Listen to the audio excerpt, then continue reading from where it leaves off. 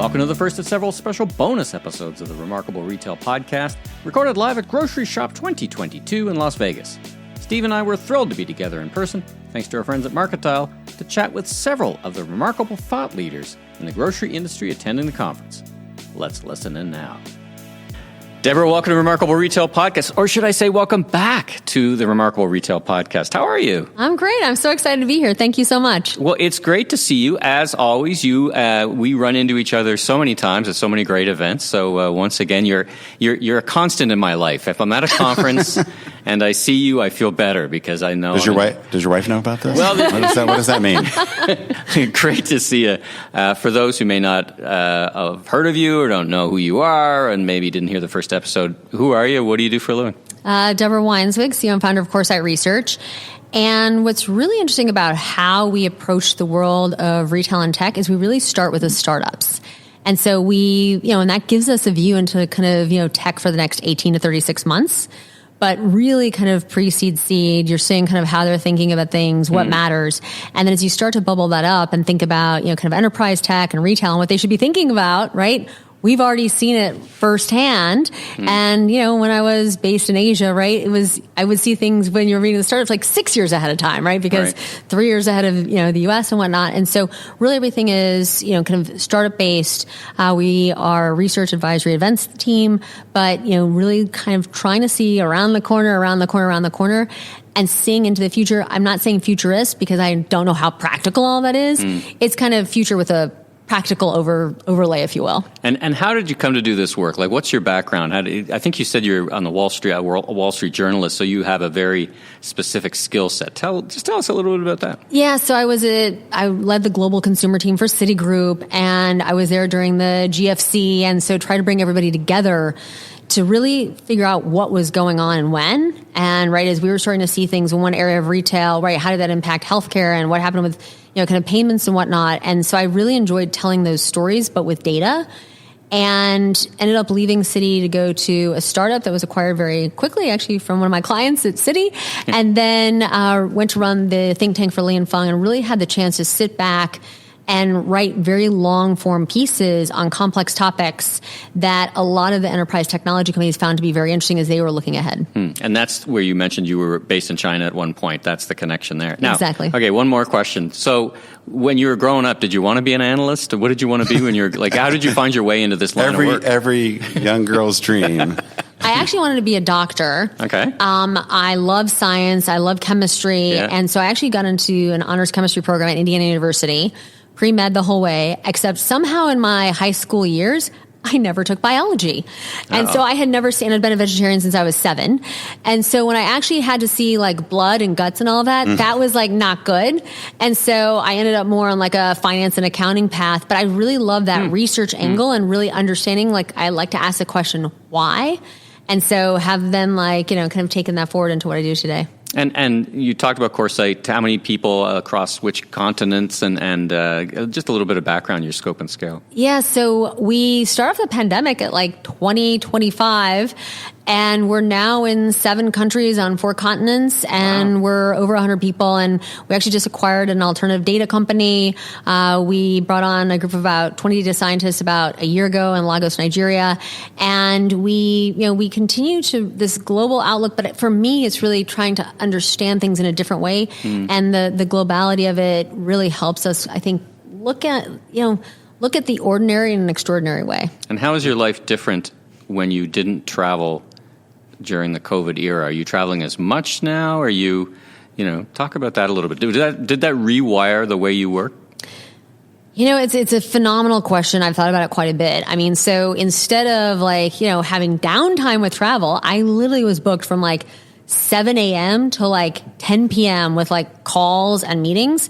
At one point I said to I just need to have 5 minutes to go to the bathroom, right? I'm not really asking for much, but I found that actually the quality of my life was better when I was traveling because I then had the forced downtime.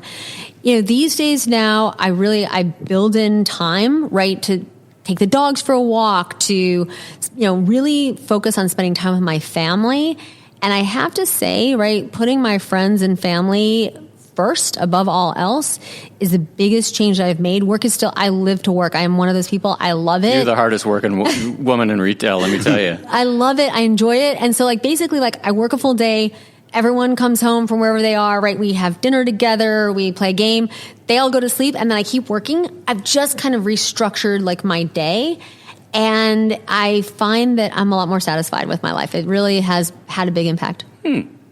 All right. Well, with that as the backdrop, we are going to totally ignore the fact that you said you like long-form research and try something that is... You did say alternative data, so that's an alternative strategy. So we have this idea. So, one of the challenges, because you and your firm cover so much information, there's a million things we can talk about. Folks can go back and listen to 2 years ago, I guess, when we had you on. We went much deeper into more or less one topic. But today we're going to hit you with 5 hot takes on 5, hopefully, interesting topics. So let's start off. So you have been a very vocal proponent of live streaming, which I think originated largely from what you've seen in China over the years. But it seems like live streaming's not necessarily catching on quite so well in the West.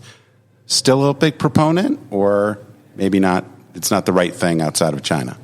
Your timing on asking this was perfect because I spoke on live streaming this morning at GroceryShop.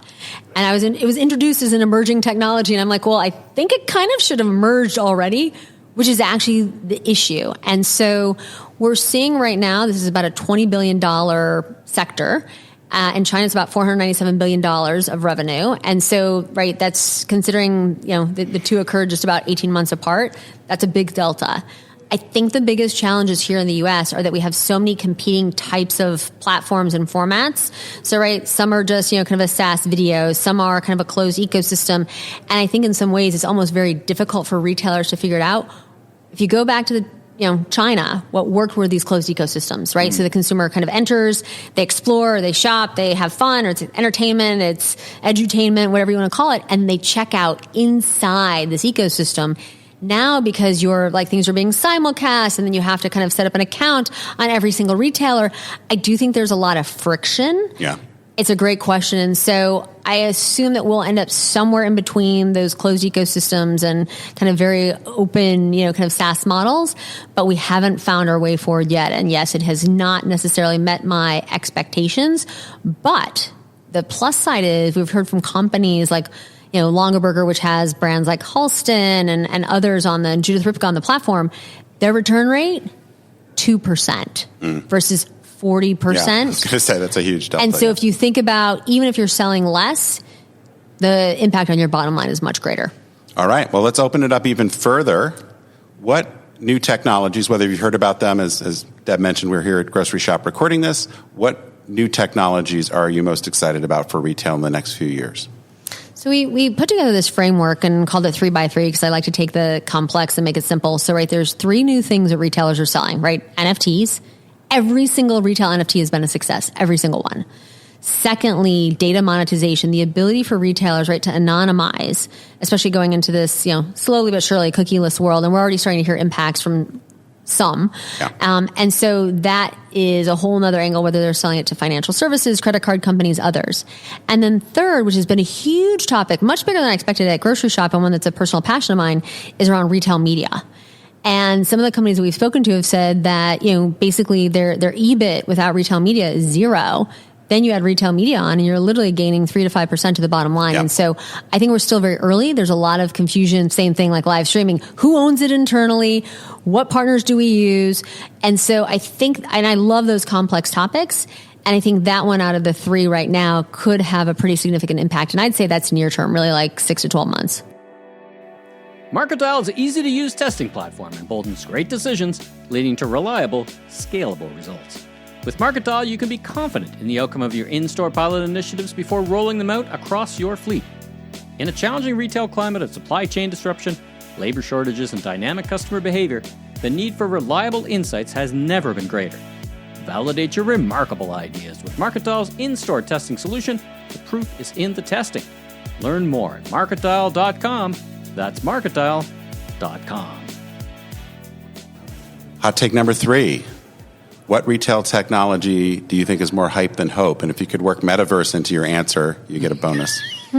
Well, I mean, the hype not hope on the metaverse, right, is that I just don't think, Decentraland and Sandbox, that I don't think is necessarily where we're going to see the future of Web3 and the experiential aspect of it. I think it will actually be, I think retailers, we've even seen, right, like physical stores, but even on their own sites, I think they will ultimately own that than either of those platforms. And there could be, I'm sure there'll be others in the future that we see.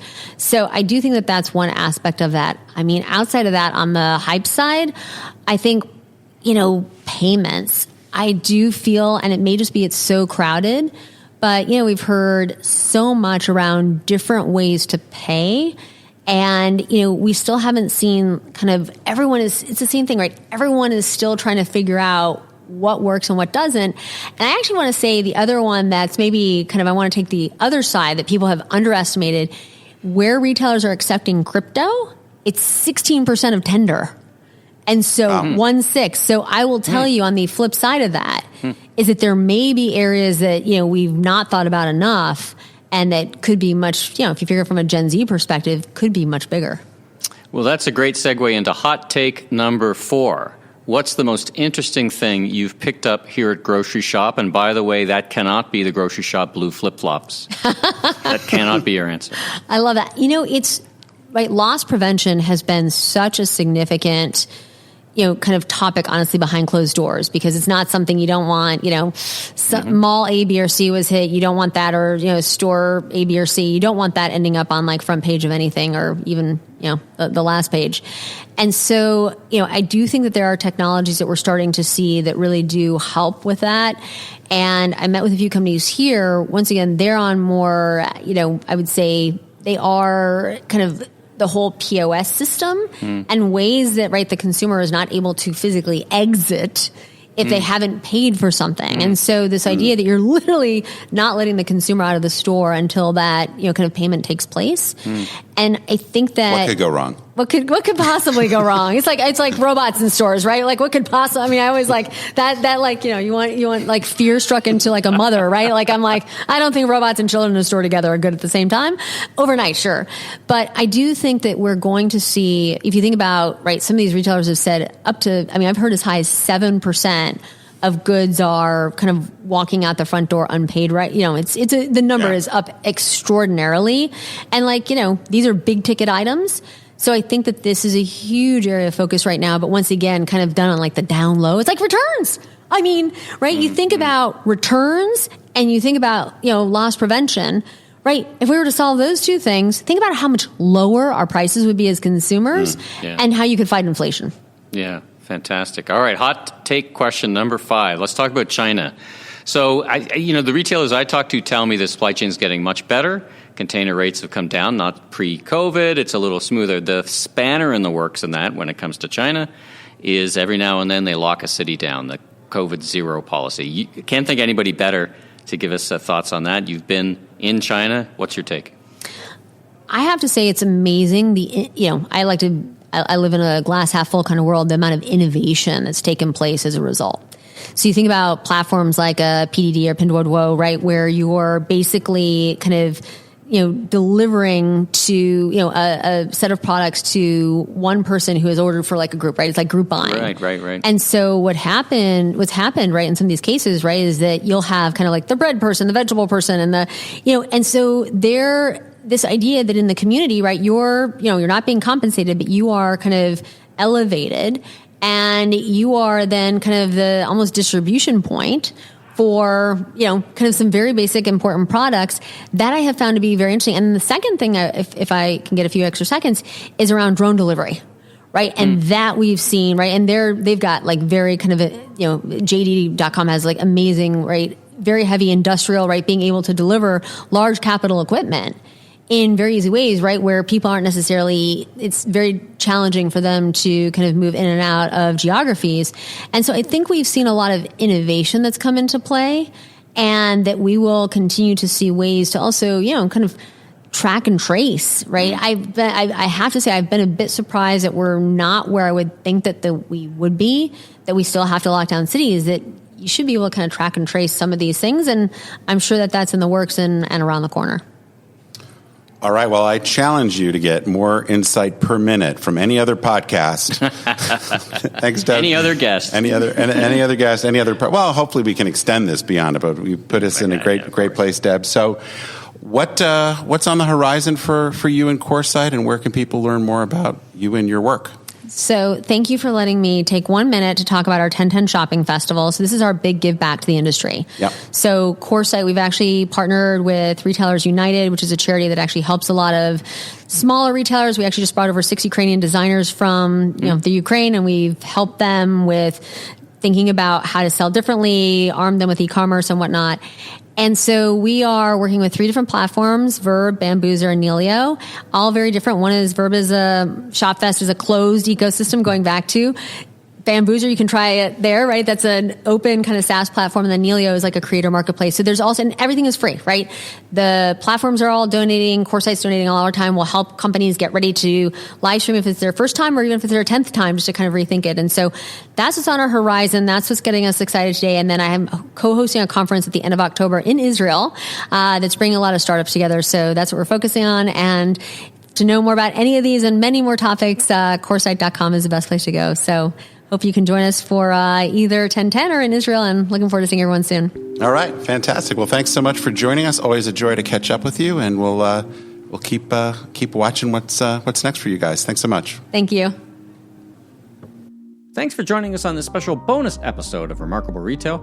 Stay tuned for more great interviews from Grocery Shop 2022, and stay tuned for our regular full-length episodes available on Apple Podcasts, Spotify, Google, wherever you enjoy your podcast today.